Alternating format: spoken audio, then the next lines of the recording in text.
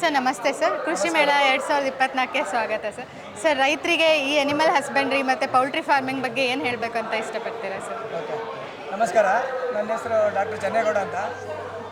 ಇದು ಈ ಒಂದು ಸ್ಟಾಲು ಕಳೆದ ಹಲವಾರು ವರ್ಷಗಳಿಂದ ನಾವು ಕೃಷಿ ಮೇಳದಲ್ಲಿ ಭಾಗವಹಿಸ್ತಾ ಇದ್ದೀವಿ. ಮತ್ತು ಕೃಷಿ ಮೇಳದ ಸ್ಟಾಲ್ಗಳಲ್ಲಿ ಕಾಂಪೀಟ್ ಮಾಡಿದಾಗ ನಮ್ಮದೇ ಪ್ರಥಮ ಬಹುಮಾನವನ್ನು ಪಡೀತಾ ಇದ್ದೀವಿ.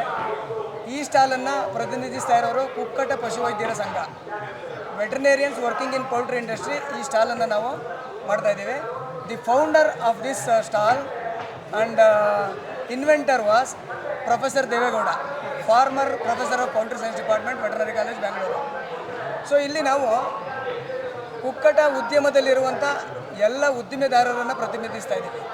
ಸೊ ಈ ಸ್ಟಾಲಲ್ಲಿ ಏನಿದೆ ಅಂದರೆ ಮೊಟ್ಟೆ ಮತ್ತು ಮಾಂಸ, ಕೋಳಿ ಮಾಂಸ ಮತ್ತು ಮೊಟ್ಟೆದ ಬಗ್ಗೆ ಇರುವಂಥ ಅಪನಂಬಿಕೆಗಳು, ಅವೈಜ್ಞಾನಿಕವಾದಂಥ ತಿಳುವಳಿಕೆಗಳು, ಅದ್ರ ಬಗ್ಗೆ ತಿಳುವಳಿಕೆ ಕೊಡಲಿಕ್ಕೆ ಸಾಮಾನ್ಯ ಜನರಿಗೆ, ಕನ್ಸ್ಯೂಮರ್ಸ್ಗೆ ಮತ್ತು ಟೆಕ್ನೋಕ್ರಾಟ್ಸ್ಗೆ ಎಲ್ಲ ಮಾಹಿತಿಯನ್ನು ನಾವು ಆಳೆತ್ತರದ ಚಾರ್ಟ್ ರೂಪಗಳಲ್ಲಿ ಹಾಕಿದ್ದೀವಿ.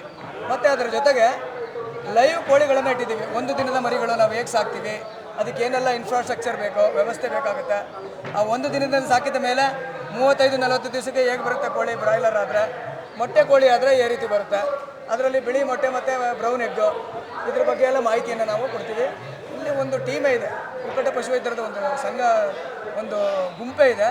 ಸೊ ನಾವು ಪ್ರತಿನಿತ್ಯ ಇಲ್ಲಿ ರೈತರಿಗೆ ಭೇಟಿ ನೀಡುವಂಥವ್ರಿಗೆ, ಕನ್ಸ್ಯೂಮರ್ಸ್ಗೆ ಎಲ್ಲಿ ಕೋಳಿ ಸಾಕಬೇಕು, ಹೇಗೆ ಸಾಕಬೇಕು, ಕೋಳಿಯನ್ನು ಯಾವ ರೀತಿ ಸಾಕ್ತೀವಿ, ಮೊಟ್ಟೆ ಮಾಂಸ ಯಾವ ರೀತಿ ಉತ್ಪತ್ತಿ ಮಾಡ್ತೀವಿ, ಮತ್ತು ಸಾರ್ವಜನಿಕರಿಗೆ ಮೊಟ್ಟೆ ಮತ್ತು ಮಾಂಸ ಎಷ್ಟು ಸೇಫ್ ಆಗಿರುತ್ತೆ, ಯಾವುದಕ್ಕೆ ಇದು ಉಪಯೋಗ, ಇದನ್ನು ತಿಂದರೆ ದೇಹಕ್ಕೆ ಏನು ಉಪಯೋಗ, ಆರೋಗ್ಯ ಹೇಗೆ ಚೆನ್ನಾಗಿರುತ್ತೆ, ಅದೆಲ್ಲವನ್ನು ಮಾಹಿತಿ ಕೊಡ್ತೀವಿ ನಾವು. ಸರ್ ಫಾರ್ಮರ್ಸ್ ಮೇಜರಾಗಿ ಬಂದು ನಿಮ್ಮ ಹತ್ರ ಏನು ಕ್ವೆರೀಸ್ ಕೇಳ್ತಿದ್ದಾರೆ ಸರ್? ಯೂಶ್ವಲಿ ಏನು ಕೇಳ್ತಾರೆ ಅಂದರೆ, ಈಗ ನಾವು ಇಲ್ಲಿ ಬೇರೆ ವ್ಯವಸ್ಥೆ ಮಾಡ್ಕೊಂಡಿದ್ದೀವಿ. ಉದಾಹರಣೆಗೆ ನೋಡಿ, ಒಂದು ದಿವಸದ ಮರಿಗಳು ಇದೆಲ್ಲಿ ಸಿಗುತ್ತೆ ಸರ್, ಇದು ಯಾವ ಮರಿಗಳು, ಆಮೇಲೆ ಇದು ಹೀಟ್ ಕೊಡ್ತಾ ಇದ್ದೀರಲ್ಲ, ಕೃತಕವಾಗಿ ಕಾವು ಕೊಡ್ತಾ ಇದ್ದೀರಿ, ಗ್ಯಾಸಿಂದ ಕೊಡ್ಬೋದಾ, ಇದು ಎಲ್ಲಿ ಸಿಗುತ್ತೆ, ಮತ್ತು ನೋಡಿ ಇದು ಕರೆಂಟ್ ಎಲೆಕ್ಟ್ರಿಕಲ್ಲಿ ಹೀಟ್ ಕೊಡ್ತೀವಿ, ಇದು ಎಲೆಕ್ಟ್ರಿಕ್ ಬ್ರೂಡರು. ಸೊ ಇದರಲ್ಲಿ ಹೀಟ್ ಕೊಡ್ತೀವಿ. ಮತ್ತು ಆ ಕೋಳಿ ಪಂಜರದಲ್ಲಿ ಇಟ್ಟಿದ್ದೀವಿ, ಕೇಜಸ್ ಅಂತ ಕರಿತೀವಿ ಅವನು, ಬ್ಯಾಟ್ರಿ ಕೇಜಸ್ ಅಂತ, ಅದು ಎಲ್ಲಿ ಸಿಗುತ್ತೆ, ಅದು ಕೇಜಲ್ಲೇ ಇರುತ್ತಾ, ಆಚೆಗೆ ಬಿಡ್ತೀರಾ. ಸೊ ಈ ಥರದ್ದೆಲ್ಲ ಪ್ರಶ್ನೆಗಳು ಬರುತ್ತೆ. ಮತ್ತು ನಾವು ಮಾಂಸದ ಕೋಳಿ ಸಾಕಬೇಕು, ಬ್ರಾಯ್ಲರು, ಲೇಯರ್ ಫಾರ್ಮ್ ಮಾಡಬೇಕು, ನಮ್ಮ ಜಮೀನಿದೆ, ಯಾರು ಮಾಹಿತಿ ಕೊಡ್ತಾರೆ, ನಾವು ಎಲ್ಲಿ ಮೀಟ್ ಆಗಬೇಕು, ಆ ಥರದ್ದೆಲ್ಲ ಮಾಹಿತಿಯನ್ನು ನಾವಿಲ್ಲಿ ಮೇಜರಾಗಿ. ಸರ್ ಲಾಸ್ಟ್ ಇಯರ್ ಅಥವಾ ಹಲವಾರು ವರ್ಷದ ಕೃಷಿ ಮೇಳಗೂ ಈ ವರ್ಷದ ಕೃಷಿ ಮೇಳ ಕಂಪೇರ್ ಮಾಡಿದ್ರೆ ಏನು ವ್ಯತ್ಯಾಸ ಕಾಣ್ತಿದೆ ಸರ್? ಒಂದು ದಿನದಿಂದ ದಿನಕ್ಕೆ ಇದಕ್ಕೆ ಭೇಟಿ ನೀಡುವವರ ಸಂಖ್ಯೆ ಜಾಸ್ತಿ ಆಗುತ್ತೆ. ನಮಗೇನು ಗೊತ್ತಾಗುತ್ತೆ ಅಂದರೆ, ಕೋಳಿ ಬಗ್ಗೆ ಯಾವುದೇ ಜ್ಞಾನ ಇಲ್ಲದೆ ಇರೋರು ಜಾಸ್ತಿ ಬರ್ತಾ ಇದ್ದಾರೆ. ಮತ್ತು ಅವರು ಕೋಳಿ ಸಾಕಾಣಿಕೆ ಬಗ್ಗೆ ಜಾಸ್ತಿ ಮಾಹಿತಿಯನ್ನು ಕೇಳ್ತಾರೆ, ಹೇಗೆ ಸಾಕ್ತಾರೆ ಅಂತ ಕೇಳ್ತಾರೆ. ಮತ್ತು ಮೊಟ್ಟೆ ಮತ್ತು ಮಾಂಸ ಸೇಫ್ ಆಗಿರುತ್ತಾ, ತಿನ್ಬೋದಾ, ಏನು ತೊಂದರೆ ಇಲ್ವಾ, ಅದ್ರ ಬಗ್ಗೆ ಅದು ಇದು ಹೇಳ್ತಾ ಇರ್ತಾರಲ್ಲ ಮೀಡಿಯಾದಲ್ಲಿ, ಅಲ್ಲಿ ಯೂಟ್ಯೂಬಲ್ಲಿ ಎಲ್ಲ ನೋಡ್ತೀವಿ ಸರ್, ಅದು ಸರಿನಾ, ಹೌದಾ, ಅದನ್ನು ನೋಡ್ಲಿಕ್ಕೆ ಕೇಳಕ್ಕೆ ಜಾಸ್ತಿ ಜನ ಬರ್ತಾರೆ. ನಮ್ಮ ಮಕ್ಕಳು ತಿನ್ನಿಸ್ಬೋದಾ, ವಯಸ್ಸಾದವ್ರು ತಿನ್ಬೋದಾ, ಇದೆಲ್ಲ ಕೇಳ್ತಾ ಇರ್ತಾರೆ. ಸೊ ಅದ್ರ ಬಗ್ಗೆ ಜಾಸ್ತಿ ಮಾಹಿತಿ. ಸರ್ ಕೊನೆಯದಾಗಿ ರೈತರಿಗೆ ನೀವೇನು ಹೇಳೋಕ್ಕೆ ಇಷ್ಟಪಡ್ತೀರಾ? ಇಲ್ಲ, ನನ್ನ ವಿಧಿಯ ಒಂದೇ, ಈಗ ಬಿಕಾಸ್ ಆಫ್ ಸೋಷಿಯಲ್ ಮೀಡಿಯಾಗಳಿಂದ ಈ ಮಾಹಿತಿ ತುಂಬ ಫಾಸ್ಟಾಗಿ ಹರಡುತ್ತೆ, ಕೆಟ್ಟ ಮಾಹಿತಿಗಳು ತುಂಬ ವೇಗವಾಗಿ ಹರಡ್ತವೆ. ಸೊ ಹಾಗಾಗಿ ವೈಜ್ಞಾನಿಕವಾದಂಥ ಮಾಹಿತಿಯನ್ನು ಅದಕ್ಕೆ ಸಂಬಂಧಪಟ್ಟವರಿಂದ ಮಾತ್ರ ಪಡ್ಕೊಳ್ಳಿ. ಬೇರೆಯವ್ರ ಹತ್ರ ಮಾಹಿತಿ ತಗೊಂಡ್ರೆ ತಪ್ಪೇ ಇರುತ್ತೆ, ಅನುಮಾನ ಬೇಡ, ಅಥವಾ ಅರ್ಧಂಬರ್ಧ ಇರುತ್ತೆ ಮಾಹಿತಿ. ಸೊ ಅರ್ಧ ಮಾಹಿತಿ ಡೇಂಜರಸ್, ಅರ್ಥ ಆಯ್ತಲ್ವ?